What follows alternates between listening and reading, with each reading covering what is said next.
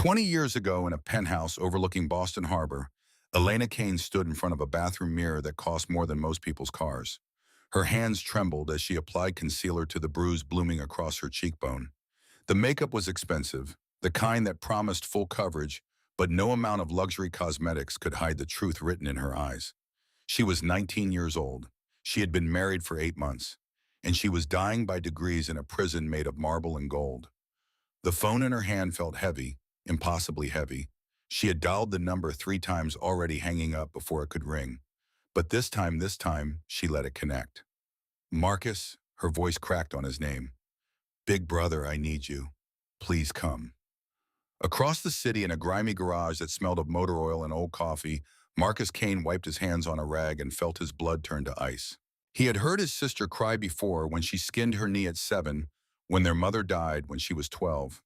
But this sound, this broken whisper, was different. This was the sound of someone drowning. I'm coming, Ellie. I'm coming right now. Hold on. He didn't hold on. He ran to his Harley, the bike he'd just finished rebuilding after his discharge from the Army Rangers. The engine roared to life, and Marcus Kane rode through Boston like a man possessed, weaving through traffic, ignoring red lights, his heart hammering a prayer he didn't know he remembered. Let me be in time. Let me be in time. Let me be in time. But the universe, he would learn, does not answer the prayers of desperate brothers. The scene he arrived at was chaos rendered in flashing blue and red. Police cars and ambulance, a crowd of neighbors in expensive pajamas, clutching expensive dogs. Yellow tape cordoning off the entrance to the building where his baby sister lived, with the man she had promised to love, honor, and obey. Marcus abandoned his bike in the middle of the street and ran. A police officer stepped in front of him, hand raised. Sir, you need to stay back. This is an active scene. My sister, Elena Kane, she called me.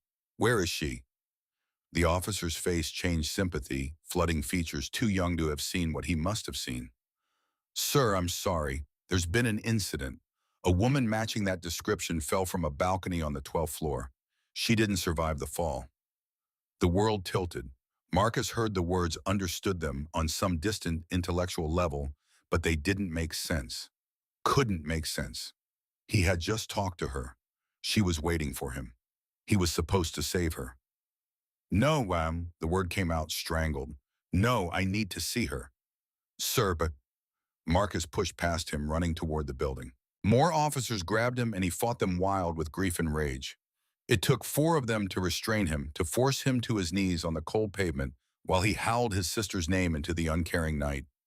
Later, much later, he would identify her body at the morgue. Later still, he would sit in a police interview room across from the man she had married. Bradford Hayes, 29 years old, Harvard Law School graduate associate at one of Boston's most prestigious firms. Handsome, articulate, devastated. She had been struggling, Bradford said, his voice thick with manufactured grief. Depression. I tried to get her help, but she refused. I loved her so much. I can't believe she's gone. Marcus lunged across the table, his hands finding Bradford's throat before the detectives could react. They pulled him off, slammed him against the wall, cuffed him, while Bradford coughed and gasped and played the victim one more time. He killed her, Marcus roared. I don't care what it looked like. He killed her. Check his hands. Check his goddamn hands. But Bradford's hands were clean. His expensive lawyer arrived within the hour. Marcus was charged with assault. He spent 48 hours in a cell, and when he got out, Bradford Hayes had already left Boston, transferred to the San Francisco office, beyond reach, beyond justice. The funeral was small. Elena's friends from college were there, crying softly. Bradford sent an enormous floral arrangement with a card that read, My beloved wife, forever in my heart. Marcus stood at the graveside long after everyone else had left. The tattoo artist came to him that evening, worked by lamplight in the garage, inking Elena's name over his heart in script that looked like her handwriting. While the needle buzzed and the pain bloomed across his chest, Marcus made a promise. Never again. Never again would he stand helpless while someone was destroyed by a monster in a suit. Never again would he arrive too late. He couldn't know that 20 years later, a sunny California morning would give him the chance to keep that promise. The present day arrived with the kind of relentless sunshine that California specializes in.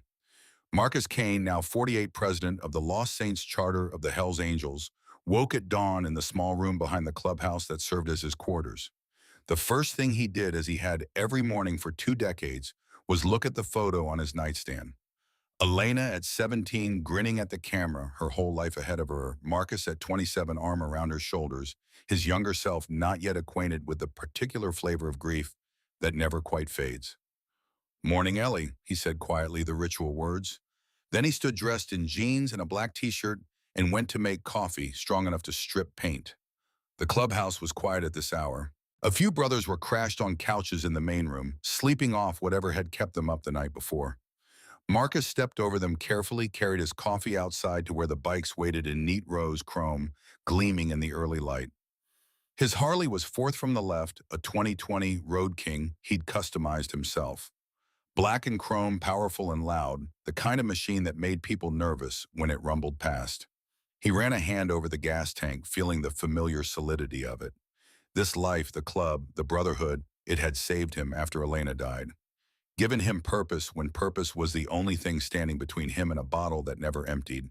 He'd worked his way up from prospect to full patch, to vice president, to president, earning respect through loyalty and a reputation for fair but uncompromising leadership. The Lost Saints didn't run drugs, didn't hurt civilians, didn't prey on the weak. They rode, they drank, they fought when fighting was necessary, and they lived by a code that had nothing to do with the law and everything to do with honor. Marcus finished his coffee and made a decision. The day was too beautiful to waste on club paperwork. He would ride, clear his head, maybe stop for cigarettes at that gas station off Route 66, the one with the decent coffee and the bored teenager working the counter. He swung his leg over the bike, settled his weight, and fired the engine. The rumble was a physical thing, a vibration in his bones, the sound of freedom. He didn't bother with a helmet. He wore his colors, the leather vest with the Lost Saints patch across the back, the smaller patches earned through years of loyalty. President, Army veteran. His road name Reaper stitched over his heart where Elena's name was tattooed underneath. The ride out of Riverside took him through industrial wasteland, slowly being reclaimed by ambitious developers, then into scrubland, dotted with the kind of businesses that survive on the margins, auto shops, cheap motels, truck stops. The highway opened up, and Marcus opened the throttle, letting the wind scream past, letting the noise drown out everything else. He almost didn't stop. He was pulling into the gas station, already thinking about whether he wanted Marlboros or Lucky Strikes when he heard it. A sound that cut through the engine rumble and the highway noise and went straight to some deep primal part of his brain that recognized the cry of something small and hurt and afraid. A child sobbing. Marcus killed the engine. The sudden silence felt heavy. And in that silence, he could hear the hiccuping gasps clearly now coming from the far side of the gas pumps. He should have kept riding. Should have buffeted. His smokes gotten back on the road, let someone else deal with whatever domestic drama was unfolding. He had learned long ago that getting involved in other people's problems usually ended badly. But his feet carried him forward anyway, leather boots crunching on the grit and gravel of the lot. And there sitting on the grimy curb was a little boy who couldn't have been more than 6. The kid's face was streaked with dirt and tears. His small hands were clenched into fists in his lap, and his shoulders shook with the force of his crying. He wore a polo shirt that was probably expensive and shorts that were probably designer, but none of that wealth could protect him from whatever had broken his heart. Marcus crouched down, the worn leather of his jeans creaking. The movement put him at eye level with the child, and he kept his voice low, gentle, in a way that would have surprised anyone who only knew him from club business. "Hey, little man, what's the trouble?" The boy didn't look up at first, just kept crying, lost in his misery. "You lose your mom," Marcus tried again. The boy shook his head violently. "You hurt," another head shake. Marcus waited. He wasn't good at this, had no practice with children, but he knew about pain, knew that sometimes you just had to let it run its course. Finally, the boy spoke, his words fragmented by sobs. "He threw it away." "Threw what away, kid?" "My birthday cake." The words came out in a rush, like confessing a catastrophic secret. "It was chocolate with blue frosting. My mom made it for me. It's my birthday today, and he threw it away because he hates chocolate." The specificity of the detail hit Marcus in the chest. Not just cake, chocolate with blue frosting. made by his mother, for his birthday, and some bastard had thrown it away. That's rough, Marcus said quietly. I'm sorry that happened. He said I'm weak, like my mom. The boy finally looked up and Marcus saw his eyes. They were bright blue, swimming with tears and filled with a misery too large for such a small frame. He said crying is for babies. Before Marcus could respond, before he could say that whoever he was deserved a beating, he became aware of movement. A woman was approaching from a silver sedan at the next pump, her steps quick and jerky, fear radiating from her in waves. She was beautiful in the way that breakable things are beautiful. Delicate features, auburn hair pulled back in a neat ponytail, wearing a sundress that probably cost as much as Marcus's bike payment. But it was her eyes that stopped him. Blue-green wide with terror, they were locked not on him, but on her son, and the expression in them was one Marcus recognized. The look of someone who knows the beating will be worse if she doesn't comply quickly enough. Tommy, sweetheart, come here. Now. Her voice was soft pleading. We need to go. The boy Tommy scrambled to his feet, immediately wiping his eyes with the back of his hand. The speed of his obedience, the automatic nature of it, told Marcus everything he needed to know.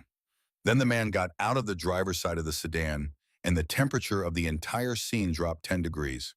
He was tall, over 6 feet, dressed in a suit that screamed money.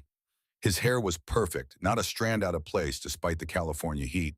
He moved with the kind of easy confidence that came from never having to face consequences, and when he smiled, it didn't reach his eyes.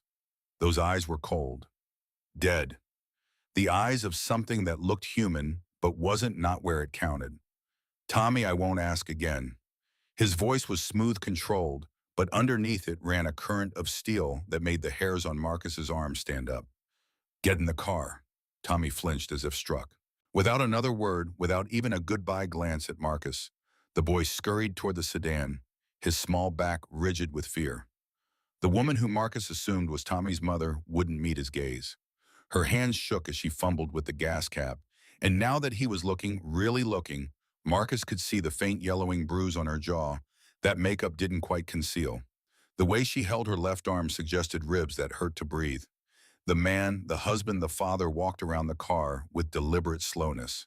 He grabbed the woman's arm, and even from 6 feet away, Marcus could see his fingers digging into her flesh, hard enough to leave new bruises. Margot, are you incompetent? His voice was quieter now, meant only for her, but Marcus heard it.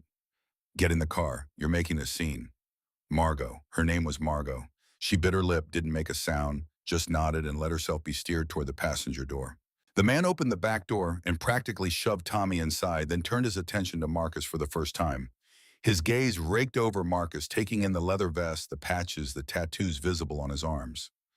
His lip curled in a sneer of such pure contempt that it was almost impressive. Something I can help you with? He asked, his tone dripping condescension. Marcus slowly straightened to his full height, 6'3" of muscle and ink, and barely restrained violence. He pushed his sunglasses up his nose, his face an unreadable mask. No, he rumbled the word, a low threat wrapped in politeness. Not a thing. The man held his gaze for a beat longer, then laughed, a short barking sound devoid of humor. He got into the car, and the silver sedan peeled out of the gas station tires, squealing, leaving behind only the lingering scent of expensive cologne and cheap fear. Marcus stood there for a long moment, watching the car disappear down the highway. His hands were clenched into fists at his sides, his jaw tight. The image of the woman's terrified eyes and the boy's tear-streaked face burned into his mind, overlaying with another image from 20 years ago. Elena standing in a doorway, bruises hidden under long sleeves telling him everything was fine. She was fine, he didn't need to worry. Marcus pulled out his phone, his thumb hovering over the contact for Grizz, his vice president. Then he stopped, took a breath. He couldn't go off half-cocked, not with something like this. He needed information. He needed a plan. He needed to know who that man was. Marcus walked into the gas station past the teenager at the counter and out the other side without buying cigarettes. The taste of ash was already in his mouth. He climbed back on his bike, but before he started the engine, he pulled out his phone again and snapped a photo of the pump where the sedan had been parked. The receipt printer was still spitting out a credit card slip. Marcus walked over, plucked it from the machine before the attendant could collect it. Victor Blackwell. The name was printed in neat letters across the top. Blackwell Real Estate Development Corporation. Marcus pocketed the receipt, memorizing the name. Victor Blackwell. He started his bike, but the ride back to the clubhouse wasn't about clearing his head anymore. It was about containing the rage that threatened to consume him, channeling it into something useful, something productive, something that would end with a little boy getting his birthday cake and a woman getting her freedom. The clubhouse came into view, the low warehouse building that had been home to the Lost Saints for the past 15 years. A dozen bikes were parked outside now, more brothers having shown up while Marcus was gone. He pulled in, killed the engine, and sat for a moment, centering himself. The moment he walked through the door, conversation stopped. They saw his face, read the storm in it, and knew. Something had happened. Something bad. Grizz detached himself from the bar, his massive bearded frame crossing the room in a few strides.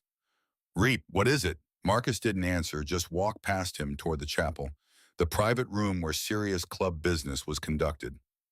Over his shoulder, he called out one word. "Church!" The room filled quickly. 10 men, the core leadership of the Lost Saints, took their seats around the heavy oak table. The club's logo, a reaper riding a motorcycle with wings spread wide, was carved into the wood. These were men Marcus had bled with, ridden with, trusted with his life. Grizz, the vice president. 45, former Marine, built like a mountain and twice as immovable. He had a wife and 3 kids in a house on the respectable side of town, and he kept his club life and family life carefully separated. Bones, the secretary. 42, former Army medic, the club's designated humanitarian. He ran a free clinic out of a trailer on the property, patching up brothers who couldn't or wouldn't go to a hospital. Patch, 50 years old tech genius, former NSA contractor, who'd walked away when he realized what the agency was really doing with all that data. Pale Thin rarely left his corner of the clubhouse where servers hummed and multiple monitors glowed. And 7 others, each with their own story, their own path to this brotherhood. Marcus stood at the head of the table, hands flat on the scarred wood. He told them everything. The gas station, the crying boy, the chocolate cake with blue frosting thrown away like garbage. The woman with terror in her eyes and bruises under her makeup. The man with his dead smile and expensive suit. Victor Blackwell. When he finished, there was silence. A few of the younger members exchanged uncertain glances. One of them, a prospect named Jimmy, who'd only been with the club 6 months, cleared his throat. "Reaper, I mean, it sounds bad, but it could just be a domestic thing. Rich guy's a dick to his wife. Happens every day." Marcus's gaze swung to him, and Jimmy physically recoiled. "You didn't see her eyes," Marcus said quietly, and the quiet was more terrifying than if he'd shouted. "I've seen that look before. It's the look of a trapped animal. It's the look of someone who knows that if they scream, the beating will be worse." He paused, let his gaze sweep the room, meeting each man's eyes in turn. "It's the same look my sister had, before she died." The temperature in the room dropped. Every man there knew the story of Elena Kane, knew that her death was the weight Marcus carried, the fuel for his unwavering code of justice. The uncertainty vanished, replaced by cold, unified resolve. This was no longer about a stranger's problem. This was about their code. This was about Elena. Grizz cracked his knuckles, the sound like rocks grinding together. "What's the play? Information first," Marcus said. "Patch, I need everything on Victor Blackwell. Where he lives, where he works, who he knows, what he eats for breakfast. I want to know every skeleton in his goddamn closet." Patch nodded, already pulling out his phone. "Grizz, I want eyes on his house. Quiet surveillance. I need to know the layout, security guard patterns, if he has them. Can you handle that?" "On it," Grizz rumbled. "Bones, start looking into domestic violence resources. Safe houses, legal aid, the works. When we move, she'll need somewhere to go that he can't find her." Bones made a note on a pad of paper. Marcus looked around the table one more time. "We do this smart. We do this quiet. We gather our intel, we make our plan, and when we move, it's fast and clean. No mistakes, no second chances." "What about the cops?" Jimmy asked, then immediately looked like he wished he hadn't. Marcus smiled, but there was nothing warm in it. "The cops don't help women like her. Rich man with connections. They'll side with him every time. Tell her she's exaggerating. Suggest couples counseling. We've all seen how that plays out." He stood up straight, signaling the end of the meeting. Church is dismissed. Patch Grisbones stay. Everyone else keep this quiet. Not a word outside these walls. The room cleared, leaving just the four of them. Marcus pulled out the receipt he'd taken from the gas station, laid it on the table. Victor Blackwell, Blackwell Real Estate Development Corporation. He looked at Patch. Start there. Patch was already typing on his phone, his fingers flying across the screen. After a moment, he whistled low. Victor Blackwell, age 45, CEO and primary shareholder of Blackwell Real Estate. Net worth estimated at $500 million. Married 7 years to Margot Ashford, former art teacher. One son, Thomas, age 6. Thomas, Tommy, the boy crying about his birthday cake. Address, Grizz asked. Primary residence, 1247 Silver Pine Ridge Drive. That's up in the hills. Rich people territory. I know it, Grizz said grimly. Gated community, private security. Those houses are fortresses. Marcus absorbed this information, his mind already working through possibilities. Can you get up there tonight? Just a drive-by, nothing that'll attract attention? Yeah, I'll take the van, blend in with the service vehicles. Good. Marcus turned to Bones. What can you tell me about getting someone out of an abusive situation? Bones leaned back in his chair, his expression thoughtful. Legally, she'd need to file for divorce, get a restraining order. But that takes time, and with a guy like this, he trailed off, shook his head. He'd fight it, hire expensive lawyers, drag it out. And in the meantime, she's still in that house with him. So legal channels are out, Marcus said flatly. I didn't say that. I'm saying they're slow. And if he's connected, if he has judges in his pocket or cops on his payroll, they might not work at all. Marcus had suspected as much. The law wasn't made for women like Margot Ashford. It was made for men like Victor Blackwell. Then we do it our way, he said quietly. We get her out. We make sure she and the boy are safe. And we make sure Victor Blackwell knows that there are consequences for hurting people. Patch looked up from his phone, his face pale in the glow of the screen. Reaper, I'm looking at this guy's background. Harvard Law School, though he didn't graduate. Dropped out his 3rd year. Before that, he was in a fraternity. Sigma Alpha something. Marcus felt something cold settle in his stomach. What was the fraternity called? Sigma Alpha Brotherhood. Why sperm? Because Bradford Hayes, the man who married my sister, the man who killed her, was in the same goddamn fraternity. The room went silent. Patch's fingers flew over his phone screen, again pulling up records, cross-referencing data. When he spoke again, his voice was tight. Reaper, they were in it together, same pledge class. There's a photo here from 1998. Victor Blackwell and Bradford Hayes, arms around each other, big smiles. Marcus reached for the phone, looked at the photo.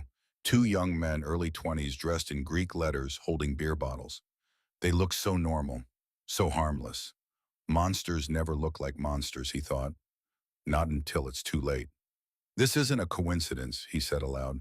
These men, they're connected. And I'd bet money they taught each other how to hurt women and get away with it. Grizz's face was grim. What are you thinking? I'm thinking this is bigger than one rescue. I'm thinking Victor Blackwell isn't just some rich asshole with a temper. He's part of something, and we're going to tear it all down. He stood up, grabbed his leather vest from where he'd hung it over the back of his chair. Grizz, do your recon. Patch, dig deeper into Blackwell's business. I want to know if he's dirty, and if so, how dirty. Bones, keep researching options for when we move. When? Bones asked. Not if. Marcus thought about Tommy's tear-streaked face, Margot's terrified eyes, Elena's broken body in the morgue. When, he confirmed. Tomorrow I'll ride past their house just to get a visual. Let them know we're around. Sometimes the first step to breaking a cage is letting the bird know someone's watching. That night, Marcus couldn't sleep. He lay in his small room, staring at the ceiling, Elena's photo on the nightstand beside him. At 2 in the morning, he gave up, got dressed, and went to his bike. The ride to Silver Pine Ridge took 40 minutes. The houses got progressively larger, the walls progressively higher as he climbed into the hills. By the time he reached the gated entrance to the community, he was in a different world. A world of manicured lawns and Spanish tile roofs and 3-car garages. A world where men like Victor Blackwell lived above consequences. Marcus rode slowly through the area, not stopping, not lingering, just observing. At one point, he passed 1247. Even in the darkness, he could see the outline of it, a massive modernist structure, all glass and steel, perched on the edge of a cliff, a palace, and inside it a prison. A light was on in a second-floor window. As Marcus rode past, he saw a silhouette move across it. Small, child-sized. Tommy unable to sleep, maybe thinking about his ruined birthday, maybe afraid of what tomorrow would bring. Marcus didn't stop, didn't wave, just filed the image away and kept riding. But he made a promise to that small shadow in the window. I see you. I'm coming. Hold on. The next morning, Patch called Marcus at 7 a.m. You need to come see this. Marcus found him in his corner of the clubhouse surrounded by monitors that glowed with data code images. Patch looked like he hadn't slept, his eyes red-rimmed, an energy drink graveyard littering his desk. What did you find? Everything. Patch pulled up a screen. Victor Blackwell's company is dirty as hell. He's got shell corporations in 3 different countries, offshore accounts in the Caymans. And look at this. He brought up a series of financial transactions highlighted in red. He's moving money that doesn't match any legitimate business deal. Large amounts, irregular intervals. My guess, money laundering. For who? That's where it gets interesting. Patch pulled up another screen.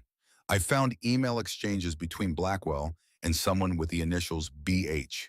They're careful, nothing explicit, but they're talking about shipments and deliveries and cleaning.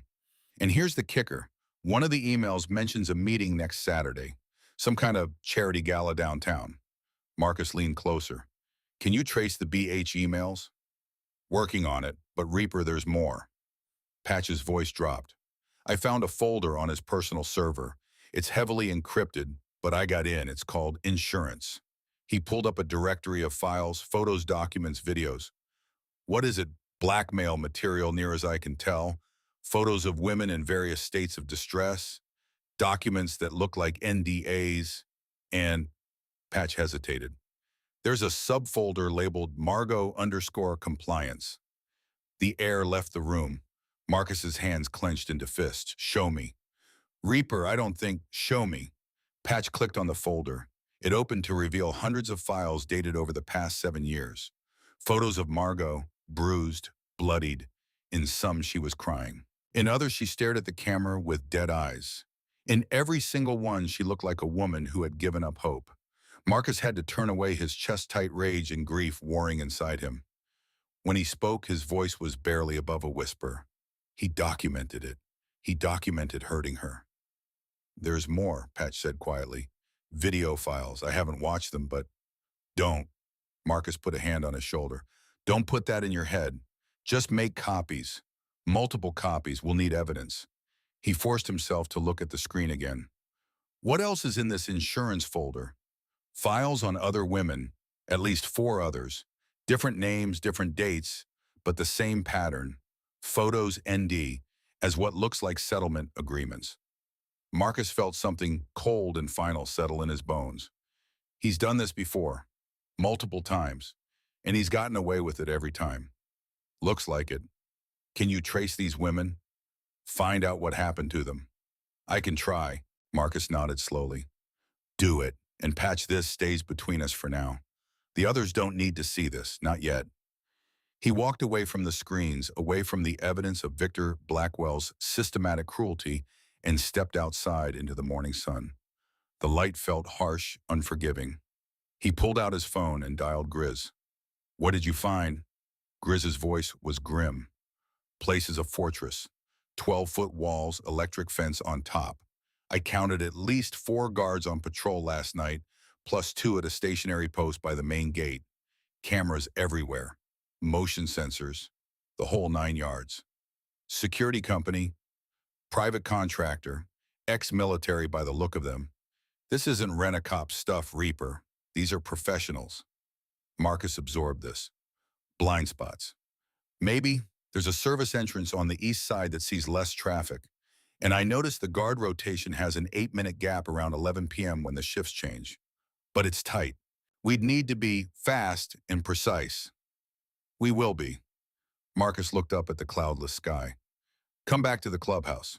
We need to start planning this for real. By noon, the core team was assembled in the chapel again. Patch had printed out everything he'd found, creating a dossier on Victor Blackwell that was 3 inches thick. Grizz had sketched the layout of the Silver Pine Ridge estate from memory, noting guard positions, camera placements, potential entry points. Marcus stood at the head of the table looking at the intelligence spread before him. Gentlemen, this is what we know. Victor Blackwell is a predator with money and connections. He's hurt multiple women, including his wife Margot, and possibly killed others.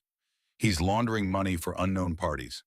And he has professional security protecting his compound. He paused, let that sink in. This isn't going to be easy. It's going to be dangerous. Some of us might get arrested. Some of us might get hurt. So I'm going to ask you now, before we go any further, are you in? Grizz didn't hesitate. In, Bones in, Patch in. One by one around the table, the answer was the same. In. Marcus felt a surge of pride of gratitude for these men who would follow him into hell if he asked. Then here's what we're going to do. He outlined the plan. The charity gala Patch had discovered would be their opportunity. Victor would be there playing the benevolent philanthropist with Margot on his arm like a trophy. Most of his security would be with him. That's when they'd hit the estate. A small team, fast and surgical. Get Margot and Tommy out. Get the evidence from Blackwell's servers. Disappear before anyone knew what happened. But Marcus said we need a diversion, something big enough to pull police attention away from Silver Pine Ridge, something that will make Victor sweat. Grizz leaned back in his chair, a slow smile spreading across his bearded face. Funeral procession. Marcus looked at him. Explain. In biker culture, a funeral procession is sacred. Dozens, sometimes hundreds of bikes riding slow through the streets. It's completely legal, but it's intimidating as hell. Stops traffic, makes noise, gets attention. And we just happened to route it past the hotel where the gala is being held, Bones said, catching on. Exactly. Grizz's smile widened. We let every charter within 200 miles know that the Lost Saints are calling in a debt. We gather an army. We ride right past that fancy hotel slow and loud, and we let Victor Blackwell know that we see him. Marcus considered it. It was audacious. It was perfect. How many bikes could you get?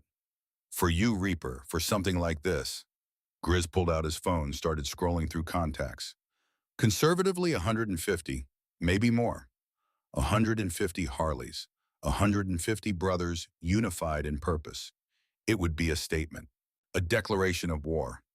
Do it, Marcus said. Send the call. Tell them the Lost Saints are riding for a fallen sister. It was the sacred phrase, the one that transcended charter boundaries and personal beefs. A fallen sister. It meant a woman in need, a woman in danger, a woman who needed the protection only the brotherhood could provide. Within an hour, the first responses started coming in. By nightfall, commitments from 8 different charters. By the next morning, the number had climbed to over 160. They would come from all over California, these men with their leather and steel, their loyalty, and their code. They would come because one of their own had called, and when a brother calls, you answered. No questions asked. While Marcus and his brothers were building their army, a different kind of preparation was happening inside the glass and steel prison on Silver Pine Ridge. Margot Ashford stood in her walk-in closet, a room the size of most people's bedrooms, surrounded by designer clothes she never wore and shoes she never walked in. Her hands were shaking as she reached into the back corner, into a ski boot she hadn't touched in 5 years. The burner phone was exactly where she'd hidden it, wrapped in plastic along with its charger. She pulled it out with trembling fingers, her heart hammering so hard she thought it might crack her ribs. This was insane. This was dangerous. If Victor found out. But she couldn't keep living like this. Couldn't keep watching her son learn to flinch, learn to make himself small, learn all the terrible lessons that children of abuse absorb like poison. The man at the gas station, the biker with the kind eyes and the gentle voice, he had seen her, really seen her. Not the carefully constructed facade, not the smile she painted on for Victor's business associates, but her. The real her, trapped and terrified and desperate. And in that moment of being seen, something had shifted inside Margot. A spark, tiny but insistent, that whispered, what if there's a way out? She took the phone into the bathroom, locked the door, and plugged it into the outlet hidden inside the vanity. The charging light blinked on, and Margot sat on the cold marble floor, waiting, every nerve screaming that Victor would burst through the door any second. But he didn't. He was in his office on a conference call, his voice booming through the closed door about quarterly profits and market share. The phone took 2 hours to charge enough to turn on. 2 hours of Margot sitting on the bathroom floor jumping at every sound, her mind racing through possibilities and consequences. Finally, the screen lit up. No internet connection, no saved numbers, nothing. Just a blank phone, a tool without purpose. Margot thought about the library. It was 2 miles away through neighborhoods with security cameras and nosy homeowners who all knew Victor, who all thought he was such a nice man, such a pillar of the community. She couldn't risk it during the day, but at night. "Tommy," she called through the bathroom door, keeping her voice casual. "Can you come here for a second, sweetheart?" Her son appeared, his blue eyes curious. 6 years old, so small, so breakable. "Yeah, Mom. Do you remember that game you told me about, the secret way you found through the fence?" Tommy's face lit up. When he was 4, exploring the massive property while Victor was traveling, he'd found a spot where the bushes grew thick against the back fence. Behind them, hidden from view, was a gap where the fence didn't quite meet the ground. Big enough for a small boy to squeeze through. He'd never told his father. Some instinct, even at 4, had told him to keep secrets from the man who scared him. "You mean the tunnel?" Tommy whispered, making it sound like an adventure. "Yes, the tunnel. Could you show me tonight when Dad is asleep?" Tommy's smile faded, replaced by worry. "Are we running away?" Margot's heart broke. "No, baby, not yet. Mama just needs to do something important. Can you help me?" He nodded, solemn and brave. "Okay." That night at 2 in the morning, Margot and Tommy slipped through the dark house like ghosts. Victor was passed out in the master bedroom, drunk on scotch and self-satisfaction. The guards were focused on external threats, not on a woman and child moving through their own home. Tommy led her to the back corner of the property, to the thick stand of oleander bushes that Victor's landscaper kept meaning to trim. Behind them, just as Tommy had promised, was the gap. Too small for Margot, but she could widen it. She dug at the soft earth with her hands pushed at the chain link, created a space just large enough to squeeze through. Her sundress tore. Her hands got filthy. She didn't care. On the other side of the fence was wilderness, the undeveloped scrub land that ringed the wealthy enclave. And beyond that, freedom. They walked through the darkness, Margot carrying Tommy. When he got tired, both of them silent and scared and hopeful. The library was closed, of course, but it had free Wi-Fi that reached to the parking lot. Margot sat on a bench, Tommy curled against her side, and turned on the burner phone. Search for Hell's Angels, Riverside, California. Found the Lost Saints website. Found a contact page, a guest book that probably hadn't been checked in months. She stared at the blank form, her fingers hovering over the virtual keyboard. What could she say? "Help me, I'm being abused." Any crazy person could write that. "I saw you at the gas station." He probably didn't even remember. Then she thought about Tommy, about his birthday, about the cake that Victor had thrown away with such casual cruelty. The cake, that's what the biker had noticed. That's what had made him stop, made him care. She typed, "The cake was chocolate with blue frosting. He threw it away because he hates chocolate. Tommy is 6 today. We need the light. We're in the dark, please." Her thumb hovered over the submit button. This was it. The point of no return. If Victor found out, if this didn't work. Tommy squeezed her hand. "It's okay, Mama." The nice man had kind eyes. Margot pressed submit. They walked back through the darkness, squeezed back through the fence, crept back into the house. Margot hid the phone again, cleaned the dirt from under her fingernails, slipped back into bed beside her sleeping son, and waited. The next night at exactly 9 p.m., Margot heard it. A sound that started as a distant rumble like thunder on a clear night. It grew steadily louder, a deep thrumming that shook the windows in their frames. She ran to Tommy's room, looked out the window that faced the street below. And there they were, 20 motorcycles riding in perfect formation, moving slowly past the estate. Their headlights cut through the darkness like searchlights. The sound of their engines was a physical thing, a vibration that Margot felt in her bones. The lead bike, larger than the others, slowed as it passed beneath her window. The rider looked up.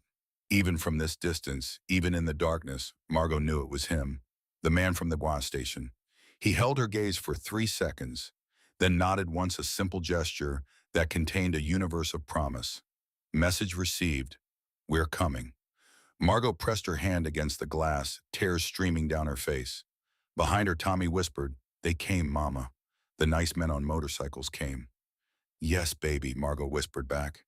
"They came." For the first time in 7 years, Margot Ashford dared to hope. The Lost Saints clubhouse had transformed into a war room. Over the next 3 days, brothers from 8 different charters arrived in waves, their bikes filling the parking lot until it looked like a chrome sea under the California sun. They came from Sacramento, from San Diego, from the Inland Empire and the Central Valley. They came because Marcus Reaper Kane had called, and his word carried weight across every charter in the state. By Thursday morning, the 167 men had gathered. They set up camps in the industrial yard behind the clubhouse grills, smoking with meat coolers filled with beer. But the atmosphere wasn't celebratory. It was focused, military. These men understood what they were being asked to do.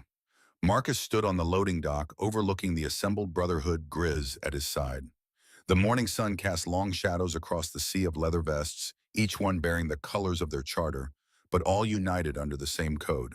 "Brothers," Marcus called out, his voice cutting through the low rumble of conversation. "Thank you for coming.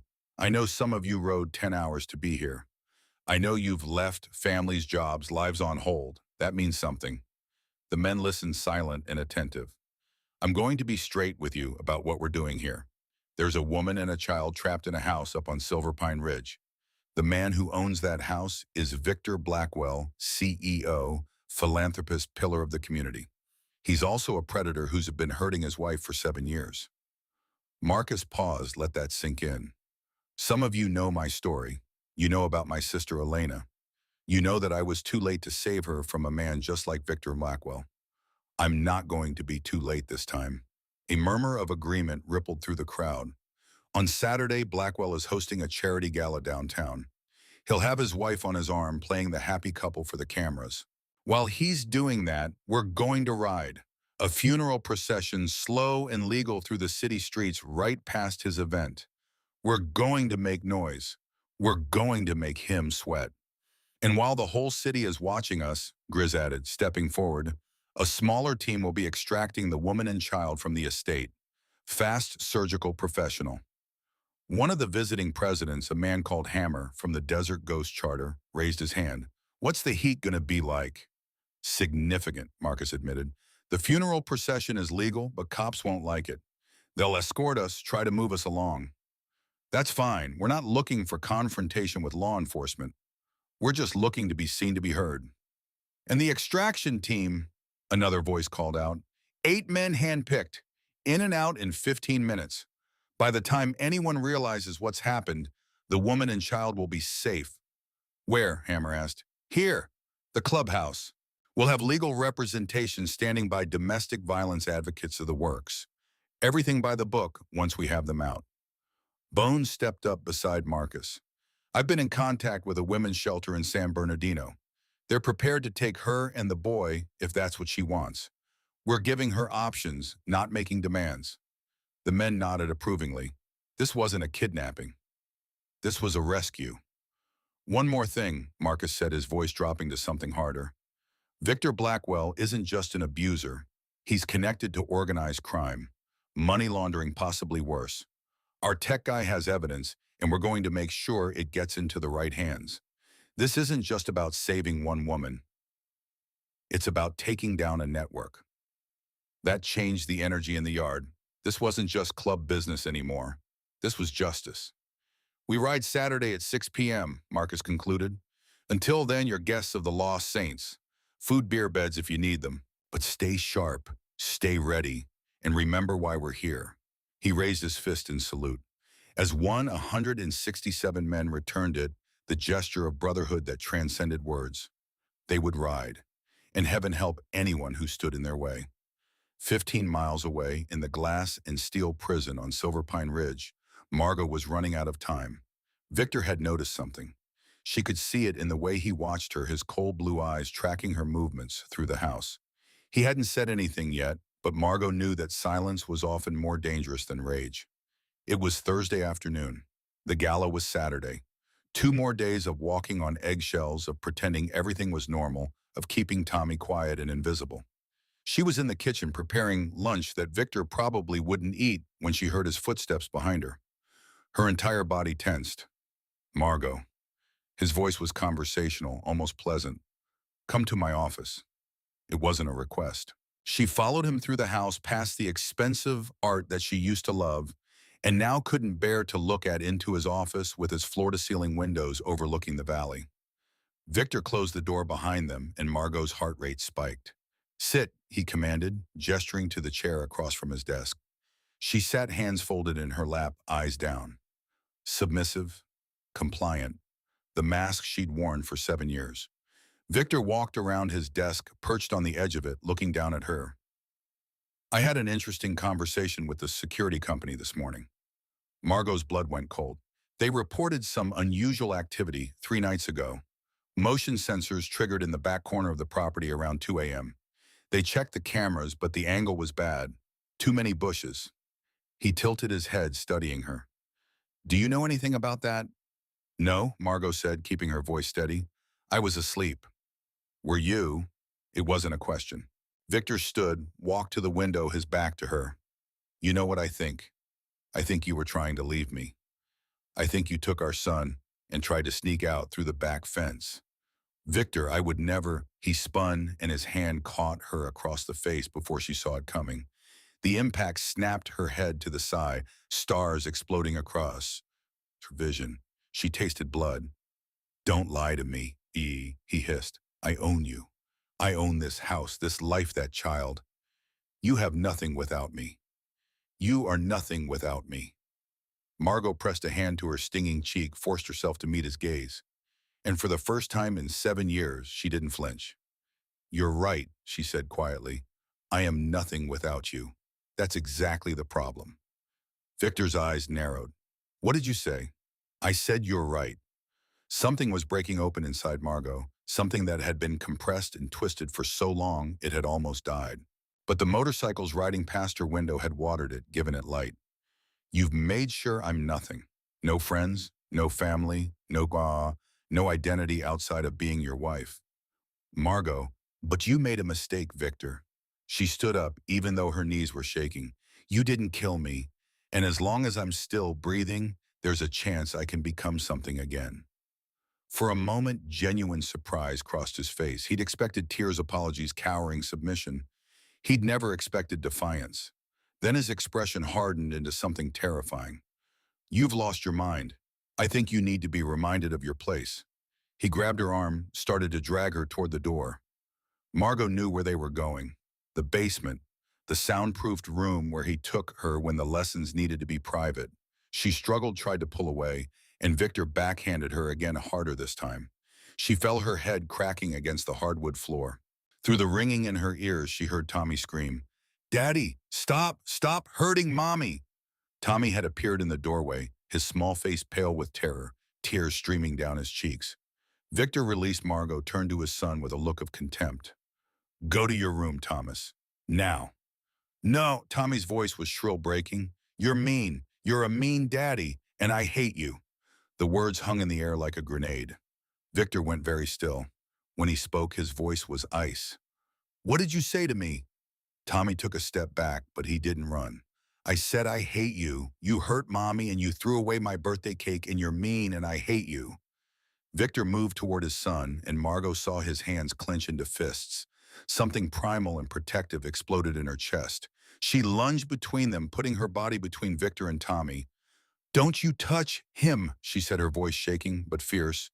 You can hurt me all you want, but you will not lay a hand on my son. Victor looked at her like she'd sprouted a second head. Your son, he's my son. My property. Just like you. No. Margot's voice strengthened. No, he's not. He's a human being. And I won't let you break him the way you broke me. For a long moment, they stood frozen in that tableau. Victor's face twisted with rage. Margot bloody but unbowed. Tommy small and terrified but brave. Then Victor smiled, and it was the most frightening thing Margot had ever seen. Fine, he said softly. Have it your way. Saturday at the gala, you will be the perfect wife. You will smile, you will charm, you will play your part. And when we get home, He leaned close, his breath hot on her ear. When we get home, I'm going to teach both of you a lesson you'll never forget. He straightened, adjusted his suit jacket, and walked out of the office like nothing had happened. Margot sank to her knees, pulling Tommy into her arms. They clung to each other, both shaking, both crying. And in her mind, one thought repeated like a prayer: Saturday. Hold on until Saturday. Friday arrived with unseasonable clouds, the sky gray and heavy, with the promise of rain that California desperately needed, but probably wouldn't get. Marcus woke early as he always did and found Patch already awake in his corner, hunched over his keyboards. Tell me you slept, Marcus said, though he knew the answer. Sleep is for people who don't have deadlines. Patch didn't look up, his fingers flying across the keys. I'm almost in. Blackwell's got his server locked down tight, but I found a vulnerability in the HVAC system controls. All these fancy smart houses, everything's networked. Hack the thermostat, hack the world. How long until you have full access? 6 hours, maybe less. Patch finally looked up, his eyes bloodshot. Reaper, I've been going through his email. This guy's connected to some seriously bad people. I found communications with a Mexican cartel, references to shipments coming across the border. He's not just laundering money, he's facilitating drug trafficking. Marcus felt his jaw tighten. Evidence. Solid, encrypted emails, financial transactions, even some voice recordings he kept as insurance. If we can get this to the DEA, it's a slam dunk case. Then get it. Make copies, multiple backups. I want this bastard buried. Patch nodded, turned back to his screens. Marcus left him to his work and walked out into the yard, where brothers were beginning to stir, the smell of coffee and cigarettes mingling in the cool morning air. Grizz was already up doing push-ups in the gravel, his breath steaming. He finished his set, stood, nodded at Marcus. Morning, Prez? Ready for tonight's rehearsal? Tonight they would practice the funeral procession, work out the formation, the timing, the signals. 167 bikes moving as one required precision and discipline. Ready as I'll ever be. Marcus accepted the cup of coffee that Bones handed him, black and strong enough to strip paint. How's our extraction team looking? Good. I picked 7 guys plus me, all former military or law enforcement. They know how to move fast and quiet. Weapons, non-lethal only. Tasers, pepper spray, batons. We're not looking to kill anyone, just neutralize threats and get out. Marcus approved. This wasn't about violence for violence's sake. It was about justice, surgical and precise. What about the woman and kid? Bones asked. We have a plan for when they're out. Medical first. I want you to give both of them a full check document, any injuries. Then we have a trauma counselor standing by, plus a lawyer who specializes in domestic violence cases. And I want at least 2 brothers on guard duty at all times. If Blackwell figures out where they are, he won't get near them, Grizz rumbled. Not while we're breathing. The day passed in preparation. Patch finally cracked Blackwell's server at 2 p.m. Immediately began downloading everything. Grizz ran the extraction team through drills, timing their movements down to the second. Other brothers maintained bikes, checked equipment, went over the procession route one more time. And Marcus, for the first time in days, allowed himself to think about what came after. If they pulled this off, if they got Margot and Tommy out safely, if they brought down Victor Blackwell's empire, what then? The woman and child would need protection, support, time to heal. The club could provide that.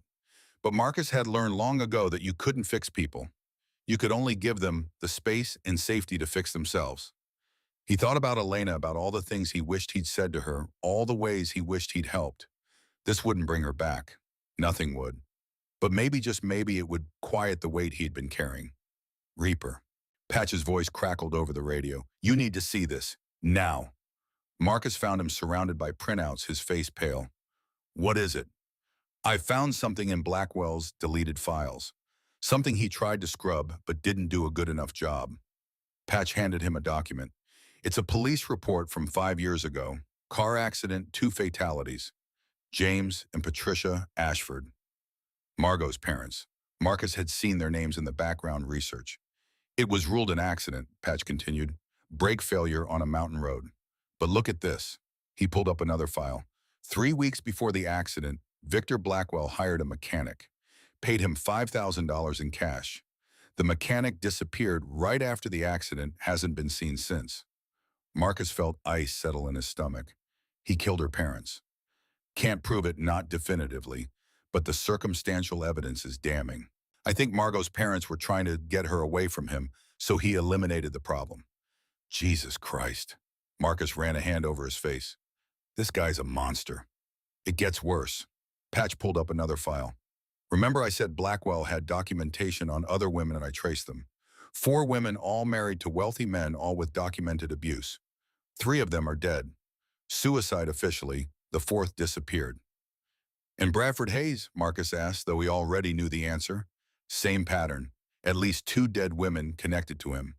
They taught each other Reaper. That fraternity, it was a hunting ground. They learned how to pick vulnerable women, how to isolate them, how to hurt them, and get away with it. Marcus felt a rage so pure it was almost transcendent. This wasn't just about Victor Blackwell anymore. This was about a network of predators who'd been operating with impunity for decades. Make sure every bit of this evidence is backed up, he said quietly. Multiple locations, cloud storage, physical drives, everything. When this goes down, I want to make sure these bastards can never hurt anyone again. That night, under the glow of streetlights, 167 motorcycles moved through the industrial district like a vast mechanical beast. They practiced formation, practiced the slow, deliberate pace of a funeral procession, practiced the discipline it would take to ride past Victor Blackwell's gala without breaking ranks and storming the building. Marcus led them, his road king at the point, Grizz and the other charter presidents flanking him. Behind them, wave after wave of brothers, their engines rumbling in perfect synchrony. It was beautiful. It was terrifying. It was a promise written in chrome and leather and barely restrained fury. Tomorrow they would ride for real, and Victor Blackwell's world would come crashing down. Saturday morning dawned clear and bright, the gray clouds of the previous day burned away by California sun. In the Blackwell estate, Margot stood in front of her bathroom mirror, applying makeup to cover the bruises Victor had given her 2 days ago.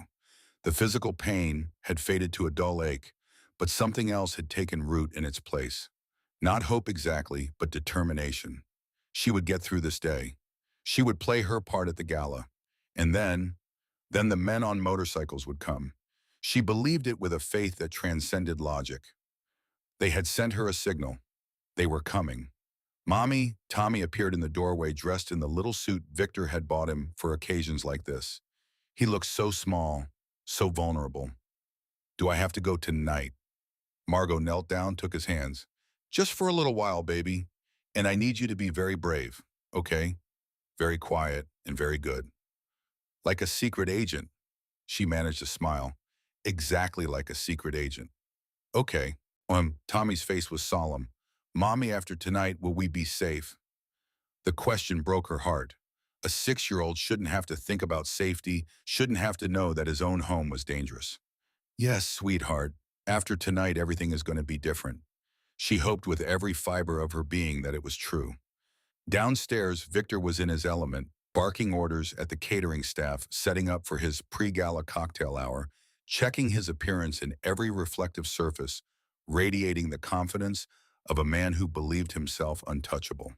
He looked at Margot when she descended the stairs, gave her a once-over like she was livestock, being evaluated. The red dress. Good, you almost look presentable. She swallowed the retort, kept her face neutral. Thank you. Remember what I told you. Smile. Be charming. Don't embarrass me. His hand closed around her wrist, squeezing until she gasped. Because if you do when we get home, I'm going to take Thomas into that basement with us. And I'm going to make sure he understands what happens to disobedient children. Margot's vision went red at the edges, but she forced herself to nod. I understand. Good girl. He released her smile, that dead smile. Now I have some business to attend to before we leave. Stay out of my way. He disappeared into his office, and Margot heard the lock click. She stood in the vast empty foyer of her prison. Tommy pressed against her side and counted the hours until 6 p.m. At the Lost Saints clubhouse, final preparations were underway. The extraction team assembled in the chapel, Grisbones, and 6 others all dressed in black tactical gear. They went over the plan one final time. Patch gets us in through the service entrance, Grizz said, pointing to the schematic on the table. He'll have already disabled the cameras and alarms. We clear the ground floor, neutralize any guards, non-lethal only, and make our way to the second floor where the bedrooms are. How many guards are we expecting? One of the team members, a man called Diesel, asked. 4, maybe 6. Blackwell will take his primary security detail to the gala, but he'll leave a skeleton crew at the house. What if the woman and kid aren't there? What if Blackwell took them to the gala? Then we abort and regroup, but intel suggests the boy isn't going. Too young for the event, and Blackwell won't risk the boy being alone. Bones spoke up. Once we have them, we extract through the same entrance. Patch will make sure the gate opens. We have 2 vehicles waiting, an ambulance and a van. The woman and child go in the ambulance with me for medical evaluation. The rest of you scatter different routes back here. Timeline: 15 minutes from breach to extraction. Any longer and we risk police response. Marcus entered the chapel and the men fell silent. He looked at each of them in turn, these brothers who were about to risk everything for 2 people they'd never met. Last chance to back out, he said quietly. No judgment, no shame. This is dangerous, and I won't order anyone to do it. No one moved, no one spoke. The answer was clear. Then let's bring them home. At 5 p.m., the Blackwell estate erupted into controlled chaos as Victor prepared to leave for the gala. 8 security guards in dark suits moved through the house conducting final sweeps. Margot, dressed in the blood-red gown Victor had selected, stood by the door with Tommy waiting. Victor descended the stairs, looking every inch the successful philanthropist in his custom tuxedo. He checked his watch, checked his phone, checked his reflection. Thomas stays here, he announced. Margot, you're coming with me. Margot's heart stopped. But Victor, he's only 6. We can't leave him alone. He won't be alone. Peterson and Miller will stay with him. He gestured to 2 of the guards, both large men with cold eyes. They'll make sure he stays out of trouble. Miller. The name meant nothing to her, just another anonymous enforcer in Victor's private army. Please let me stay with him. I can miss one gala. Absolutely not. Victor's voice went hard. You're coming. This is a $5 million event, and I need my beautiful wife by my side. Thomas will be fine. He grabbed her arm, started pulling her toward the door. Margot looked back at Tommy, her heart breaking at the fear in his eyes. Be good, baby, she called out. Mommy will be back soon. Mommy. Tommy started to cry, and one of the guards picked him up, restrained him as he struggled. And then Margot was in the limousine, the door closing, Victor beside her, radiating satisfaction. Through the tinted window, she watched her son's face disappear as the car pulled away. This wasn't the plan. The motorcycles were supposed to be a distraction while she and Tommy were rescued together. But Tommy was still in that house and she was being driven away, and she felt Victor's hand on her thigh, possessive and threatening. Smile, darling. Your public awaits. Margot smiled and began planning how she was going to burn his world down. At 6 p.m., exactly 167 Harley-Davidson motorcycles fired their engines in unison. The sound was apocalyptic, a roar that shook windows and set off car alarms for blocks in every direction. Marcus sat astride his Road King Grizz to his right, the presidents of 7 other charters flanking them. Behind them, arranged in perfect formation, wave after wave of brothers. They wore their colors with pride, black leather vests bearing their charter names, their road names, their patches earned through years of loyalty. And across every gas tank, every windshield, every available surface, they had placed a single black ribbon, the symbol of a funeral procession. Brothers, Marcus called out, his voice amplified by speakers mounted on several bikes. Today, we ride for those who cannot ride for themselves. We ride for the silent, the trapped, the afraid. We ride for justice outside the law, for mercy outside the system. We ride for Elena and for all those like her. He raised his fist. We are the lost saints, and we do not abandon our own. A roar of approval rose from the assembled men, engines revving in response. Roll out! They moved as one, a mechanical beast with 167 hearts beating in synchrony. Slow, deliberate, taking up both lanes of the highway. Police escorts appeared, lights flashing, trying to manage the chaos, but there was nothing illegal about a funeral procession. Nothing they could do but direct traffic and try to minimize disruption.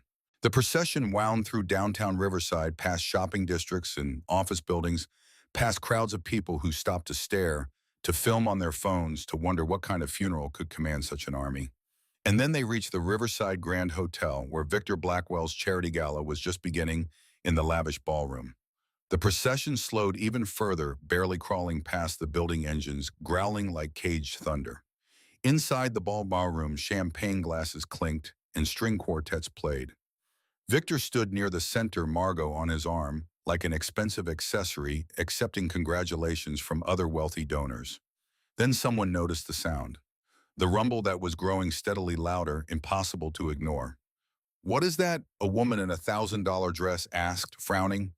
The rumble became a roar. People moved toward the floor-to-ceiling windows, overlooking the street, and a collective gasp went up. Motorcycles, dozens of them, hundreds of them. A rolling river of chrome and leather and barely contained menace, moving past the hotel in perfect formation. Black ribbons, fluttering engines, screaming defiance. Victor's face went pale, then red, then purple. "What the hell is this?" He grabbed a security guard's arm. "Get rid of them. Call the police." "Sir, it's a funeral procession. It's legal. Police are already there. They're just managing traffic." "I don't care. I want them gone." But the procession continued, relentless and unstoppable. Marcus led them past the hotel, 3 times a deliberate message. "We see you. We know who you are. We're watching." And then, as if on some unspoken signal, the procession split. The main body continued toward the highway, drawing police attention with them. But 8 bikes peeled off to taking a side street, their riders dressed in black, their faces covered. Grizz's extraction team heading for Silver Pine Ridge. At the Blackwell estate, 4 guards remained on duty.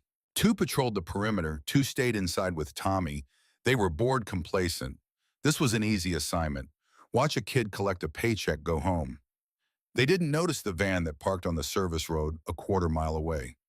Didn't see the shadows that detached from the darkness and approached the perimeter fence. Patch in the van typed rapidly on his laptop. "Cameras are looping.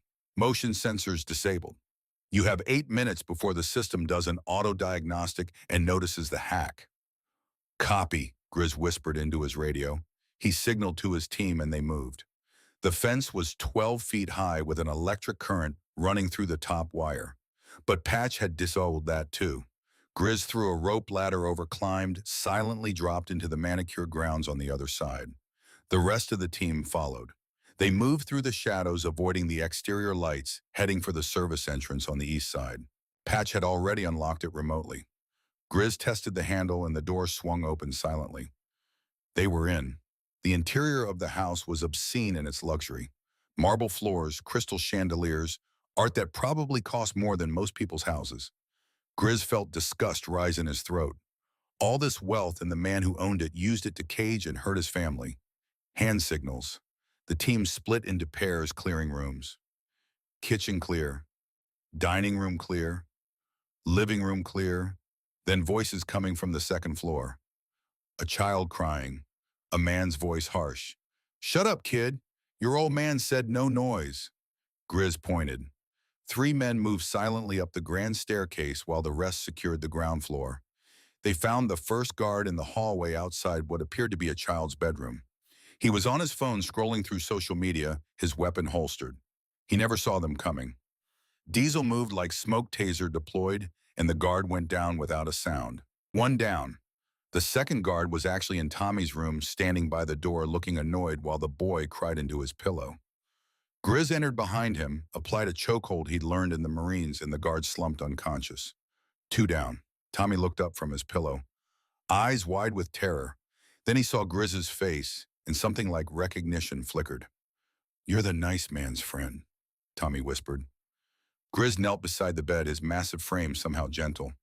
"That's right, buddy. Your mama sent us to get you, but I need you to be very quiet and very brave, okay?" Tommy nodded, clutching his stuffed bear. "Good man." Grizz scooped him up, and Tommy wrapped his arms around his neck, small and trusting. "Status," Grizz whispered into his radio. "Ground floor secure.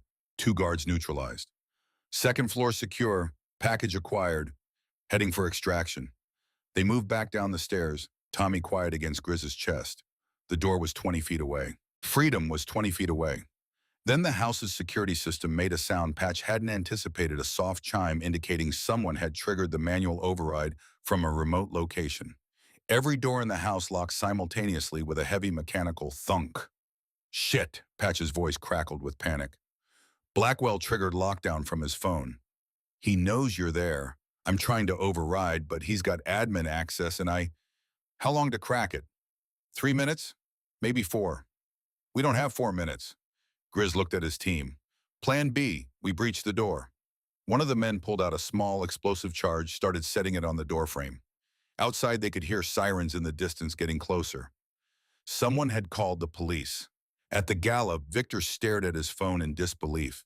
The security app showed his house in lockdown, showed the guards unconscious on the floor, showed unfamiliar men in his home holding his son. His face contorted with rage. They're in my house. Those biker trash are in my house. He turned to Margot, and she saw murder in his eyes. What did you do? I don't know what you're talking about. His hand cracked across her face and she fell, the ballroom spinning. Around them, guests gasped, pulled out phones to record. Victor didn't care. He grabbed Margot by her hair, hauled her to her feet. You contacted them. Somehow you got a message to those animals. You're going to pay for this. I'm going to make you watch While you what, Victor? Margot's voice was steady despite the blood trickling from her split lip. Kill me like you killed my parents. Like you killed those other women. His grip loosened in shock and Margot took advantage.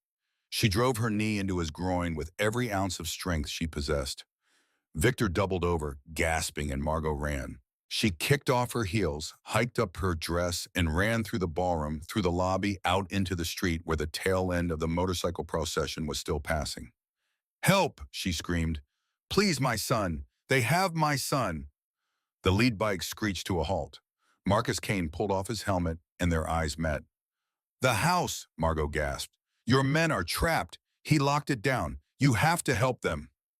Behind her, Victor exploded through the hotel doors, his face a mask of insane fury. He saw her standing with Marcus, and he pulled something from his jacket. A gun. Get away from my wife, he roared. Marcus didn't hesitate. He pushed Margot behind him, his massive frame a shield. Your wife? Marcus's voice was cold. You mean the woman you've been beating for 7 years? The woman whose parents you murdered? I don't know what lies she's told you. No lies, Victor, just truth. Marcus pulled out his phone, held it up. On the screen was a photo of Margot, bruised and bloody, taken from Blackwell's own servers. We have everything, every photo, every email, every piece of evidence of what you've done. Victor's hand shook, the gun wavering. You're dead. You're all dead. I'll have you arrested. I'll sue you into the ground. The sound of sirens filled the air. Police cars screeched into the plaza surrounding them. Officers poured out weapons drawn, shouting commands. And Marcus raised his hands slowly, peacefully. Beside him, Margot did the same. Officers, Marcus called out. This man just pulled a weapon on an unarmed woman. You might want to secure him first. The police moved, disarming a sputtering Victor. And in the chaos, Marcus whispered to Margot, your son is safe. My men have him. No matter what happens here, he's safe. Margot's knees buckled with relief, and Marcus caught her. At the estate, the explosive charge blew the door off its hinges with a controlled blast. Grizz and his team poured through. Tommy held tight against Grizz's chest. They ran for the waiting van where Patch had the engine running. Behind them, police cars were pulling into the driveway, officers shouting orders. But they made it. Barely impossibly, they made it into the van, and Patch floored it, taking a route he'd mapped out through service roads and back alleys that police vehicles would struggle to follow. In the back, Bones did a quick check on Tommy. You okay, buddy? Anything hurt? Tommy shook his head, then looked up at Grizz with solemn blue eyes. Where's my mommy? She's safe, Grizz promised, though he didn't know for sure. She's with our president. He's taking care of her. The nice man from the gas station. Yeah, kid, the nice man. Tommy hugged his bear and whispered, I knew he'd come. The Riverside Police Department's downtown precinct had never seen a night quite like this. The holding area was filled with men in leather vests, 67 arrested from the funeral procession on various charges ranging from disturbing the peace to conspiracy. They sat calmly, not resisting, not causing trouble, just waiting. Marcus Kane sat in an interrogation room, hands cuffed to the table facing Detective Sarah Morgan. She was in her 40s, sharp-eyed, clearly exhausted by the chaos the night had brought. Mr. Kane, she began, sliding a folder across the table. Do you have any idea how much trouble you're in? Some, Marcus said mildly. Breaking and entering, kidnapping, assault on security personnel, conspiracy. Detective. Marcus leaned forward as much as the cuffs would allow. Before you continue, I need you to look at something. In my wallet, there's a USB drive. Your tech people will want to see what's on it. Morgan raised an eyebrow. Is this some kind of game? No game. That drive contains evidence of money laundering, drug trafficking, domestic violence, and possibly murder, all committed by Victor Blackwell, the man whose house we supposedly broke into. The child we supposedly kidnapped is his son, who was being held in an abusive household. That's a serious accusation against a prominent businessman.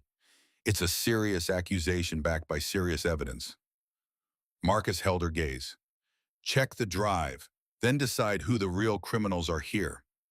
Morgan studied him for a long moment, then stood. Wait here. Not like I'm going anywhere, Marcus said dryly. Alone in the room, Marcus let himself breathe. Grizz had texted him before the police confiscated phones. Package delivered safe. Both packages. Both packages. Tommy and somehow Margot, too. Whatever happened to him now didn't matter. They'd succeeded. 3 rooms down, Margot sat wrapped in a blanket someone had given her.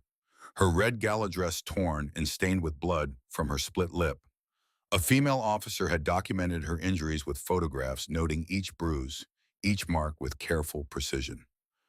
Mrs. Blackwell, the officer said gently, can you tell me what happened tonight? Margot took a shaky breath. How much time do you have? She told them everything. 7 years of abuse condensed into an hour of testimony. The first time Victor hit her. The isolation from her friends and family. The escalating violence. Her parents' suspicious death. The birthday cake incident that had started this whole chain of events. I sent a message to the motorcycle club, she admitted.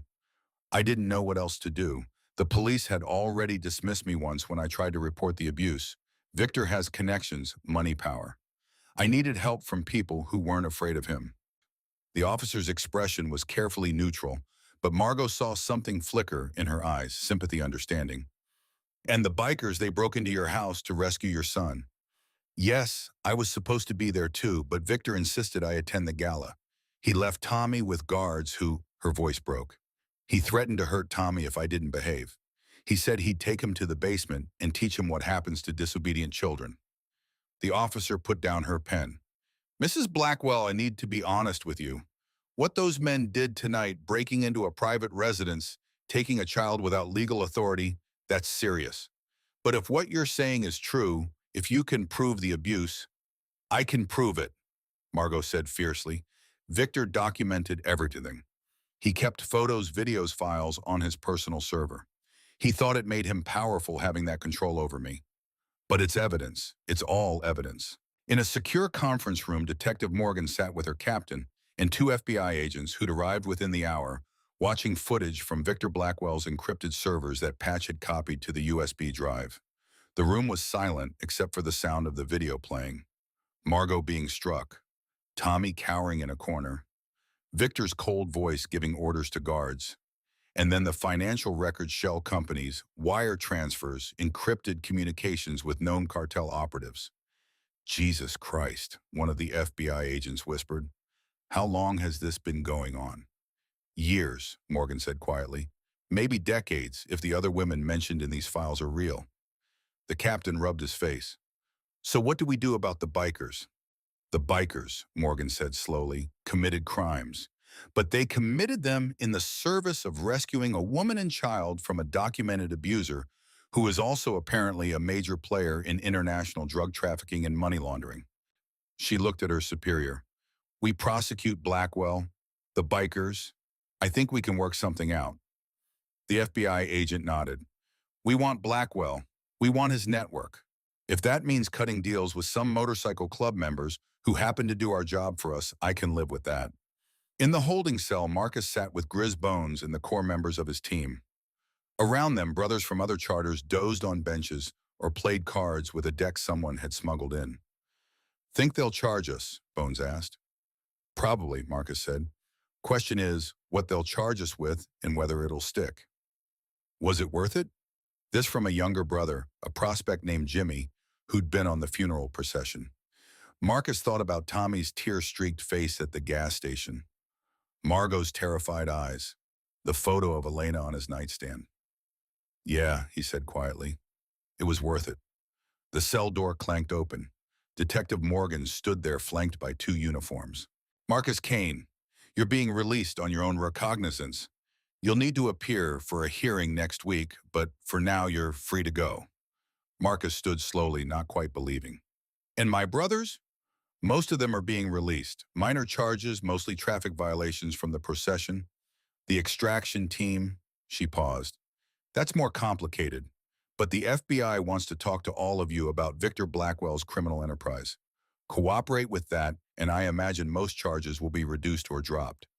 And Margot Tommy. The boy is in protective custody being evaluated by Child Services. Mrs. Blackwell is giving her statement. They're both safe. Marcus felt tension he had been carrying for days finally release. Can I see the mom? Eventually, right now let's get you processed out. It was 3 in the morning when Marcus finally stepped out of the police station into the cool night air. A dozen brothers were waiting, including Grizz and Bones, all recently released. Their bikes were an impound, but someone had arranged rides. Where's the kid? Marcus asked immediately. Clubhouse, Grizz rumbled. Child Services agreed to temporary placement with us after Bones explained the situation. They got a court order for emergency custody away from Blackwell.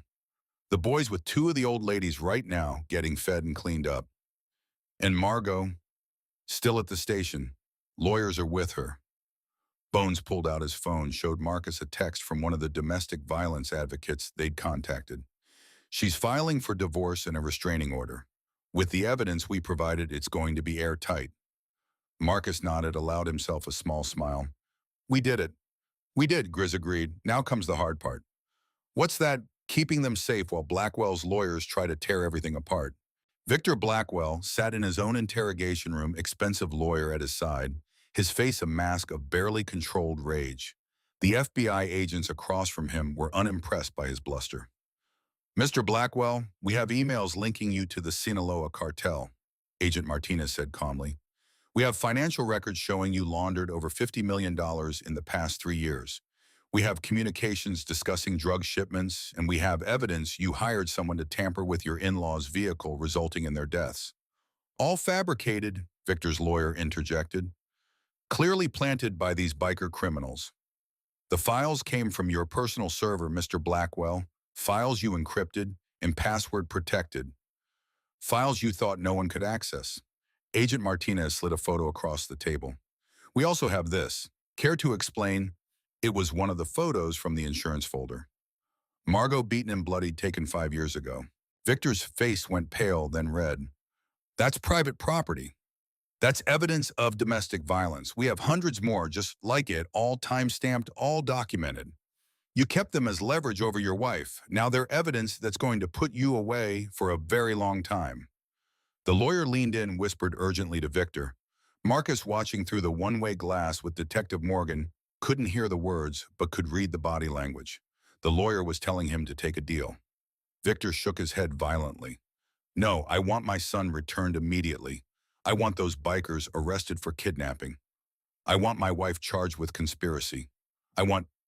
Mr. Blackwell, Agent Martinez interrupted. You're not in a position to want anything. You're under arrest for money laundering, drug trafficking, conspiracy, and we're investigating you for 2 counts of murder. Your wife has filed for divorce and sole custody. Your son is in protective custody. Your assets are being frozen as we speak. So you can either cooperate with this investigation and possibly see daylight before you're 80, or you can keep making demands and spend the rest of your life in a federal prison. Your choice, Mom. Victor stared at them, the reality of his situation finally penetrating his narcissistic certainty. For the first time in perhaps his entire adult life, he had no power, no control, no leverage. He looked exactly like what he was, a pathetic, broken man who'd built his identity on hurting people weaker than himself. I want a deal, he whispered. Dawn broke over the Lost Saints clubhouse, painting the industrial buildings in shades of gold and pink. Inside, in one of the back rooms that had been hastily converted into a temporary bedroom, Tommy Ashford slept in a real bed for the first time in his life that wasn't in his father's house. He was curled around his stuffed bear, his face peaceful in sleep. Two women sat nearby, taking turns watching over him. Grizz's wife Maria and Bones's partner Jackie. Both had experience with traumatized children, both understood the importance of safe, gentle presence. When Tommy woke, he didn't cry or panic. He sat up slowly, looked around at the unfamiliar room, and asked quietly, "Where's my mom?" "She's still talking to the police, sweetheart," Maria said gently. "But she'll be here soon. Are you hungry?" Tommy nodded. They led him to the clubhouse kitchen, which had been scrubbed cleaner than it had been in years. Someone had gone shopping and bought actual kid food, cereal, milk, fruit. Tommy sat at the big table, swinging his feet that didn't quite reach the floor, and ate while tough bikers tiptoed around him like he was made of glass. Patch appeared looking like he hadn't slept in days, carrying a laptop. "Hey, little man, you like video games." Tommy's eyes lit up, and Patch set him up with a game, something age-appropriate and colorful. Around them, brothers came and went, each one stopping to check on the kid to make sure he had what he needed. This was what the club was for, Marcus thought, watching from the doorway. Not the bikes or the brotherhood or even the freedom of the road. It was for this, protecting those who couldn't protect themselves. At 8 a.m., a car pulled up to the clubhouse. Margot stepped out, still wearing the torn red dress, looking exhausted and fragile, and somehow stronger than she had ever been. Marcus met her at the door. For a moment, they just looked at each other.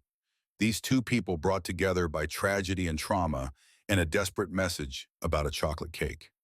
"Thank you," Margot said, her voice thick with emotion. "Thank you for seeing us, for believing me, for risking everything." "Where's Tommy?" she interrupted herself, looking past him into the clubhouse. "Kitchen, playing video games. He's safe, Margot. He's okay." She pushed past him, not roughly, but with the determination of a mother who'd been separated from her child for too long. Marcus followed, watched as she burst into the kitchen. "Mommy!" Tommy launched himself from his chair, ran into her arms. Margot collapsed to her knees, holding him, both of them crying. Around them, hardened bikers suddenly found reasons to look away, to wipe their eyes, to clear their throats. "I'm sorry, baby," Margot sobbed. "I'm so sorry I couldn't protect you better." "It's okay, Mommy," Tommy said into her shoulder. "The nice men saved us. We're safe now." Maria brought Margot a chair, some coffee, a box of tissues. Slowly the story came out. Victor had been arrested. The FBI had enough evidence to charge him with multiple federal crimes. The DA was pursuing charges for domestic violence and the suspicious deaths of Margot's parents. "But the hearing for emergency custody is Monday," Margot said, holding Tommy in her lap like she'd never let go. "Victor's lawyers will fight it. They'll say I'm an unfit mother, that I orchestrated all of this, that—" "You have lawyers too," Bones reminded her gently. "Good ones, pro bono, and you have evidence. Years of documentation that you were abused." "And you have us," Marcus added. "Character witnesses, people who will testify to what we saw, what we found." Margot looked up at him, this massive tattooed man who'd turned her desperate message into a military operation. Why did you do all this for people you don't even know?" Marcus pulled out his wallet, showed her the faded photo of Elena. 20 years ago, I got a call from my sister. She was crying, terrified, begging me to come help her. I went as fast as I could." His voice went rough. "But I was too late. Her husband had beaten her so badly, so systematically, that when I got there, she was already gone. Jumped from a 12th floor balcony to escape him." Margot's hand went to her mouth. "I couldn't save Elena. The system failed her. I failed her, and she died. Her husband walked away clean, no charges, no consequences. Just moved to a new city and probably found a new victim." Marcus looked at Tommy, then back at Margot. "When I saw your son crying about that birthday cake, when I saw the fear in your eyes, I saw my sister. And I promised myself a long time ago, I would never be too late again." Margot stood still, holding Tommy, and did something that surprised everyone in the room. She hugged Marcus, this stranger who had saved her life, and whispered, "She'd be proud of you, Elena. She'd be so proud." Marcus's arms came up slowly, carefully returning the embrace. "I hope so." he said quietly. I really hope so. The days that followed were a blur of legal proceedings, media circus, and slow, careful healing. The story broke in the news, wealthy CEO arrested on federal charges, motorcycle club, heroes, or vigilantes, depending on which channel you watch, dramatic rescue from abusive household. Marcus gave exactly one interview to a local reporter who'd covered the story fairly. He kept it simple. We protect our own. Mrs. Ashford reached out for help. We provided it. Everything else is just noise. The hearing for emergency custody was Monday as promised. Margot sat in family court, her lawyer beside her, while Victor appeared via video conference from jail, his legal team making impassioned arguments about parental rights and due process. But the judge, a woman in her 60s who'd spent 30 years seeing abused families, looked at the evidence, looked at the photos, the medical reports, the testimony from police and FBI, looked at the small boy sitting quietly beside his mother holding her hand. Mr. Blackwell, she said, her voice like steel, in my years on this bench, I have seen many cases of domestic violence, but I have rarely seen such systematic, documented cruelty.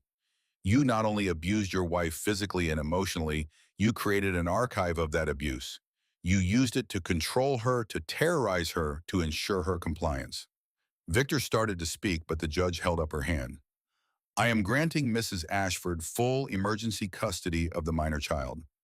I am issuing a restraining order prohibiting you from any contact with either Mrs. Ashford or the child, and I am referring this case to the DA's office for criminal prosecution.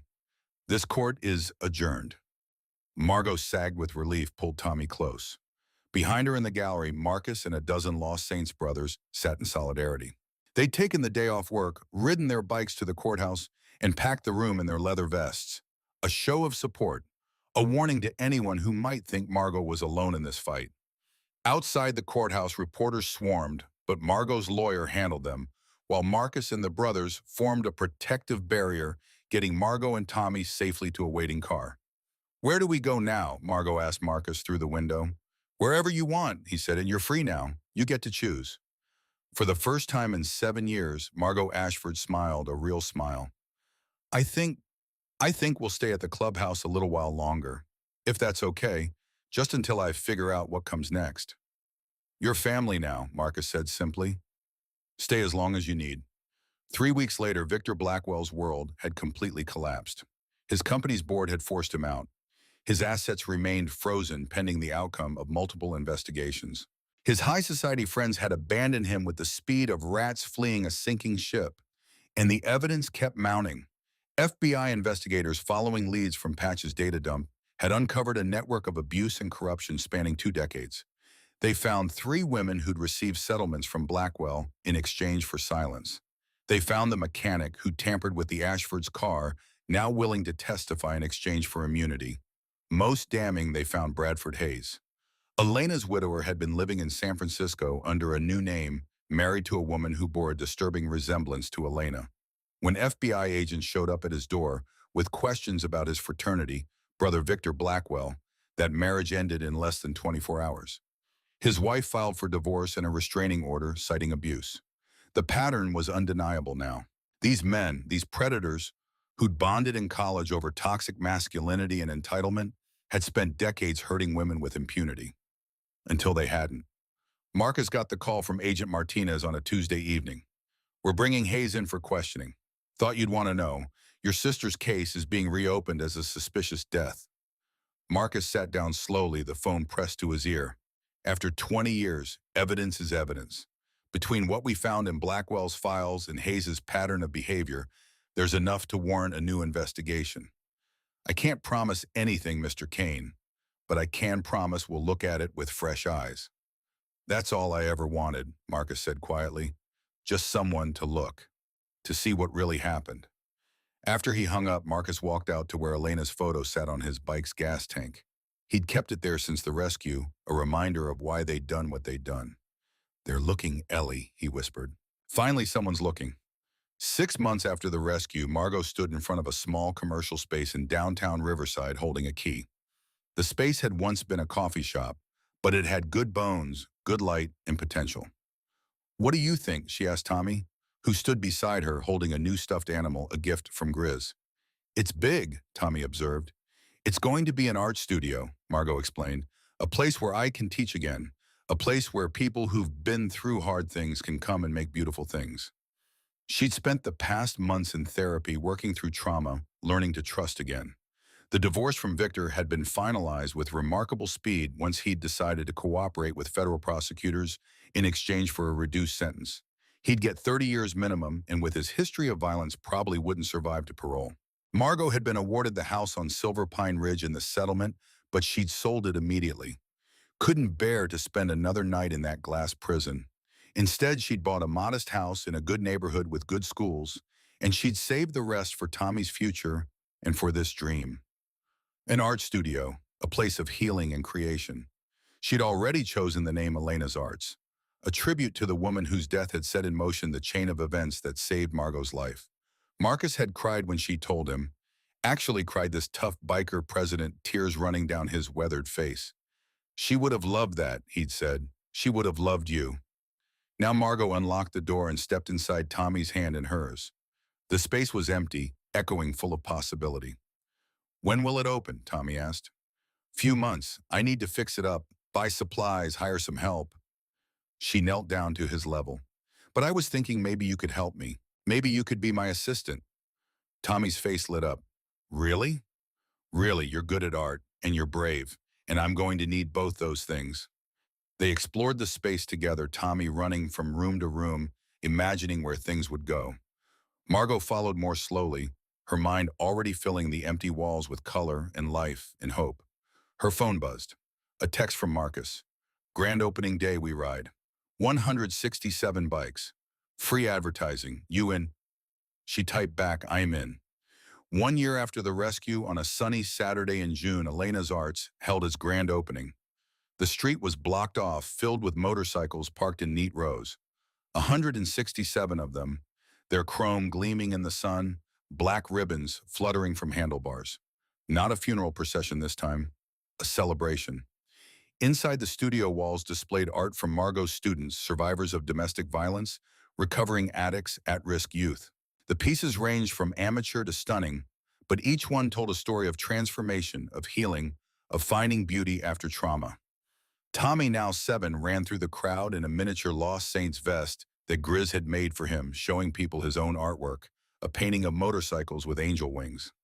Margot stood near the entrance, greeting visitors, accepting congratulations. She wore a simple blue dress, her auburn hair loose around her shoulders, and she smiled easily now. Real smiles, not the painted-on masks from her old life. Marcus arrived last, as presidents often do, his Road King rumbling to a stop at the curb. He'd brought a gift, a framed photo of Elena at 17, laughing at the camera, full of life. For your wall, he said, handing it to Margot. Every student who comes here, they'll see her. They'll know her story. They'll know they're not alone. Margot hung the photo in the place of honor, right behind her desk, where she'd see it every day. Beneath it, she placed a small plaque, Elena Kane, 1979 to 1999. Your light continues to shine. The party lasted into the evening. Children ran around, supervised by old ladies, bikers ate cake and drank non-alcoholic punch, and Margot gave tours of the studio to anyone interested. At one point, she found herself standing beside Marcus, both of them watching Tommy play with some other kids, carefree and laughing. He doesn't have nightmares anymore, Margot said quietly. He used to wake up screaming 3-4 times a night. Now he sleeps through. Kids are resilient, Marcus observed. So are adults, with the right help. She looked at him. You gave us that help. You gave us our lives back. You gave yourself your life back, Marcus corrected. You're the one who sent that message. You're the one who chose to fight. We just provided backup. Margot laughed. Is that what you call 167 motorcycles and a military-style extraction backup? Well, when you put it that way, Marcus grinned. They stood in comfortable silence for a moment. Then Margot said, I heard Bradford Hayes pleaded guilty to Elena's murder. Marcus nodded, his expression sobering. 20 years to life. He'll die in prison. Won't bring her back, but... He trailed off. But it's something, Margot finished. It's justice. It's closure. Yeah. Marcus pulled out his wallet, looked at Elena's photo one more time. I used to carry this with me every day, Look at it every morning, every night. Couldn't let go, but I think maybe it's time. Time for what? Time to let her rest. Time to stop carrying this weight and start being grateful. Grateful I had her for 19 years.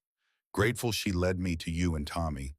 Grateful that her death meant something changed, something saved someone. Margot put her hand on his arm. You can do both, you know. Remember her and move forward. Honor her and live your life. They're not mutually exclusive. Marcus looked at her, this woman who'd been broken and remade, who'd survived hell and come out stronger. When did you get so wise? Thursdays at 3, therapy. Highly recommend it. She smiled. You should try it sometime. Might help with the weight you carry around. Bikers don't do therapy. This biker saved my life. I think he can handle 50 minutes of talking about his feelings. Marcus laughed a real laugh, surprised out of him. You're trouble, you know that. I learned from the best. As the sun set over Riverside, the party began to wind down. Brothers climbed on their bikes' engines, rumbling to life one by one. They formed up, preparing to ride back to the clubhouse, back to their lives. But before they left, they did something that had become tradition at the end of Lost Saints events. They revved their engines 3 times in unison, a thunderous salute that rattled windows and set off car alarms. For Elena, for Margot, for Tommy, for every survivor who'd found their way to freedom, for the ones who made it out. 2 years after the rescue, Marcus got a call from an unknown number. He almost didn't answer, but something made him pick up. Mr. Kane, a woman's voice young, uncertain. My name is Rebecca, Rebecca Hayes. I found your name in old records about my mother, Elena Kane. She was my mother. Marcus's world tilted. I'm sorry, what? Lena Kane, she died when I was 3 months old.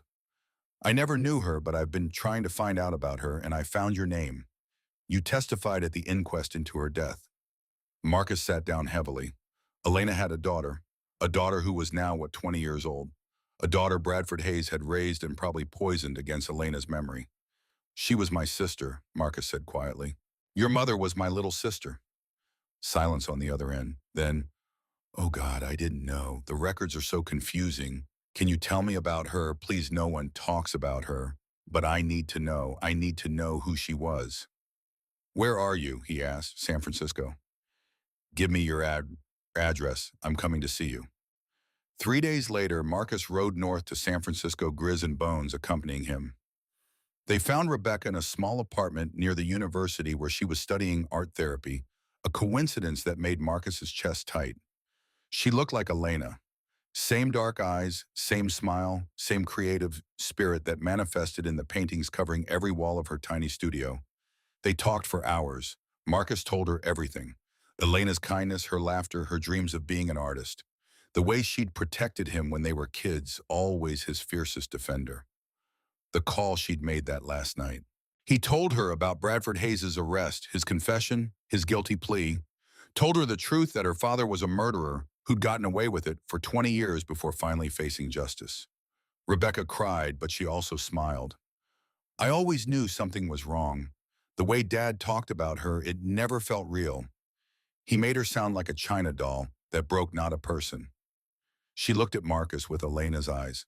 Thank you for telling me the truth. You should know, Marcus said carefully, that your mother's legacy lives on. There's an art studio in Riverside called Elena's Arts. It helps survivors of domestic violence heal through creativity. Your mother would have loved it. Can I visit? I think Margot would like that very much. 5 years after the rescue, Tommy Ashford turned 11. The birthday party was at the clubhouse, a tradition now with bikers and their families filling the yard, a massive chocolate cake with blue frosting as the centerpiece. Tommy had grown into a confident kid, smart and funny, with no memory of his father except as a distant nightmare that therapy had helped him process and release. He was in the 6th grade now, captain of his soccer team, and already talking about being an art teacher like his mom when he grew up. Or maybe a biker, he'd said recently, which had made all the brothers laugh and Margot roll her eyes. Marcus sat at his usual spot, watching the celebration, feeling content in a way he'd never quite experienced before. The club was strong, his brothers were healthy, and the family they'd rescued had become truly part of their family. Margot appeared beside him, carrying 2 beers. She handed him one and sat down.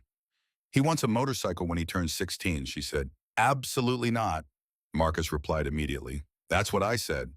Then he pointed out that you ride Grizz rides, everyone he admires rides. She took a sip of her beer. Hard to argue against role models. Tell him he has to wait until 18 and take a safety course and wear a helmet. You don't wear a helmet. Do as I say, not as I do.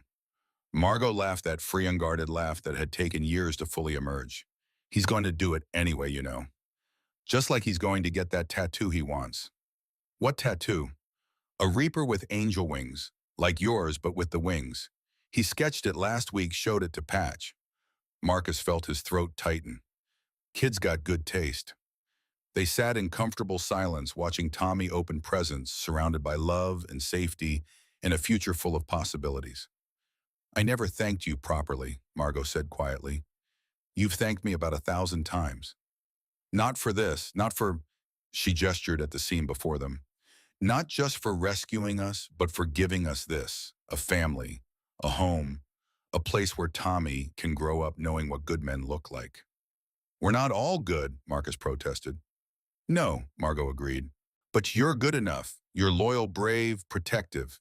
You keep your promises. You stand up for people who can't stand up for themselves. She looked at him. You're the kind of man I want my son to become.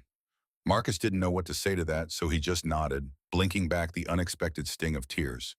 Across the yard, Rebecca was helping set up the cake, chatting with Elena's old friends from the club, who'd adopted her into the family as enthusiastically as they'd adopted Margot and Tommy. She visited once a month now, studying under Margot's guidance, learning the family trade of healing through art. Elena's daughter and Elena's legacy intertwined in ways that felt like cosmic justice. The cake was lit, 11 candles blazing. Everyone sang happy birthday, rough voices and sweet voices blending together. Tommy closed his eyes, made his wish, and blew them all out in one breath. Later, when Marcus asked what he'd wished for, Tommy just grinned. Can't tell, or it won't come true. But Marcus suspected he knew. The same thing every kid who'd ever known fear wished for: more days like this. More laughter, more safety, more love. More life lived in the light instead of the darkness. 10 years after the rescue, on a warm June evening, Marcus Kane stood in front of a grave he hadn't visited in years. He'd finally taken Margot's advice, gone to therapy, worked through the guilt and grief that had shaped so much of his life. He'd learned it was okay to let go, to remember without being haunted, to honor without being consumed. Hey, Ellie, he said to the headstone. Sorry it's been a while. Been busy. He told her about Rebecca, about how her daughter was thriving, about to graduate with a degree in art therapy. Told her about Margot's studio, which now had 3 locations and helped hundreds of survivors every year. Told her about Tommy, who'd just gotten his learner's permit and was already saving up for his first bike. You'd like them, he said. Margot's got your strength. Rebecca's got your creativity. Tommy's got your heart. He placed fresh flowers on the grave white lilies, Elena's favorite. I kept my promise, sis. We've helped a lot of people over the years. Set up a whole network, actually. Shelters, legal aid, therapy services, all funded by the club. We call it Elena's Light. He smiled. Cheesy, I know. You'd hate it, but it fits. A breeze rustled the trees, warm and gentle. Marcus took it as approval. I'm okay now, he said quietly. It took a long time, but I'm okay. And I think you'd be proud of the man I became. Not perfect, not even close, but trying. Always trying to be better, to do better, to help more. He stood there a while longer, just being present, remembering the good times instead of the tragic end. Elena teaching him to draw when they were kids. Elena defending him from bullies. Elena laughing at his terrible jokes. Elena alive, not just Elena lost. When he finally walked back to his bike, he felt lighter, freer. The weight he'd carried for 20 years had finally gently lifted. He started his engine, but before he rode away, he looked back one more time at the headstone. Rest easy, little sister. I've got it from here. 15 years after the rescue, Margot Ashford stood in front of a crowd of 200 people at a domestic violence awareness conference. She was 50 now. Her auburn hair streaked with distinguished gray. Her face marked by time, but beautiful in the way that resilient people are beautiful. My name is Margot, she began, her voice steady and strong. And 15 years ago I was dying. Not physically, although that was certainly a possibility, But spiritually, emotionally, I was being erased one day at a time by a man who claimed to love me. She told her story, the whole story, holding nothing back. The abuse, the isolation, the fear, her parents' deaths, the gas station where everything changed. The message she sent to a motorcycle club in a desperate bid for help. I was saved by a group of men society often dismisses as criminals or troublemakers. But they were heroes. They risked everything, their freedom, their safety, their lives to rescue me and my son. They didn't know us. They owed us nothing. But they came anyway. Marcus sat in the audience uncomfortable in a button-down shirt instead of his usual leather, but there because Margot had asked. Beside him sat Tommy, now 21, studying social work in college. On his other side, Rebecca, now a practicing art therapist working at one of Elena's arts locations. 3 generations of healing, all connected by one tragic death and one desperate rescue.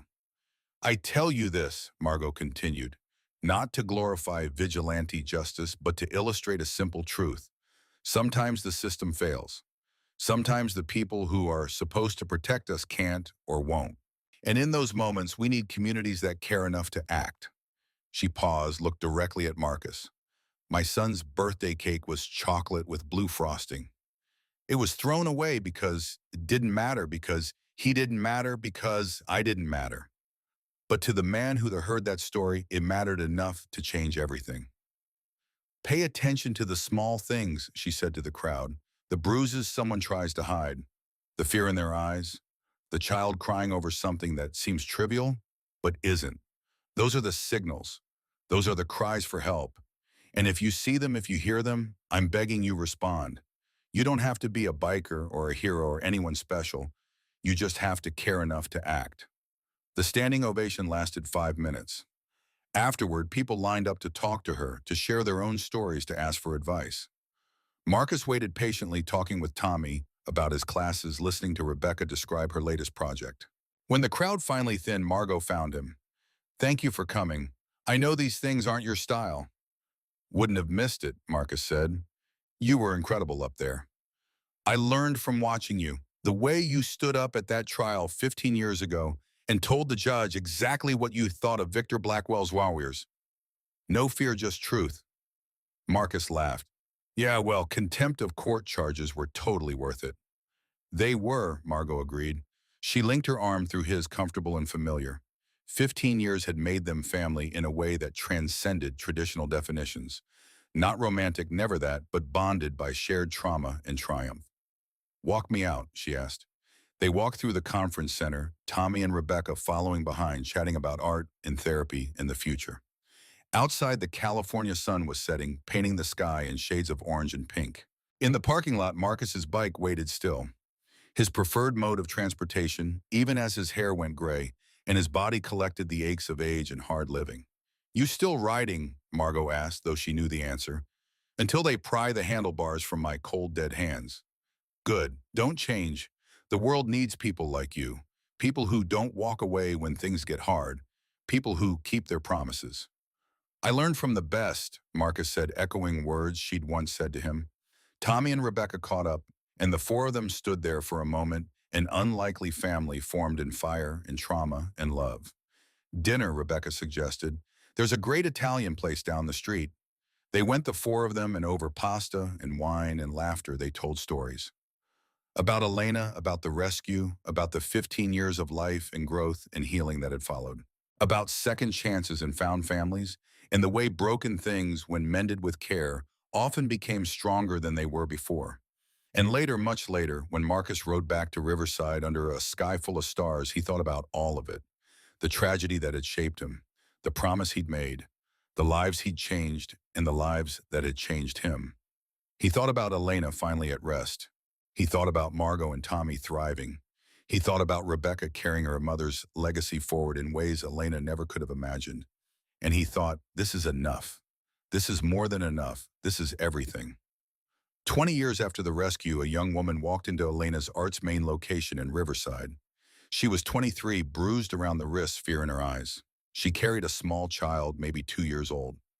The receptionist looked up, saw the signs, and immediately pressed a button under the desk. Margot, now 55 and semi-retired but still active in the organization, appeared within minutes. "Can I help you?" she asked gently. The woman's voice shook. I, I saw your website. It said you help people.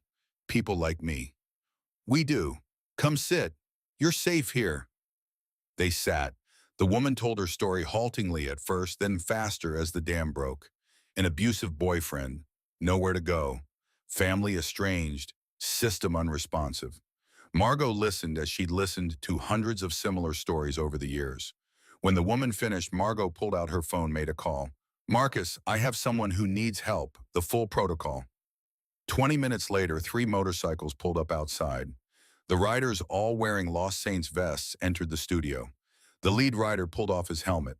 It was Tommy Ashford, now 26, carrying on the tradition. He crouched down to the little child's level, his voice gentle. "Hey there, sweetheart. What's your name?" The child whispered something too quiet to hear.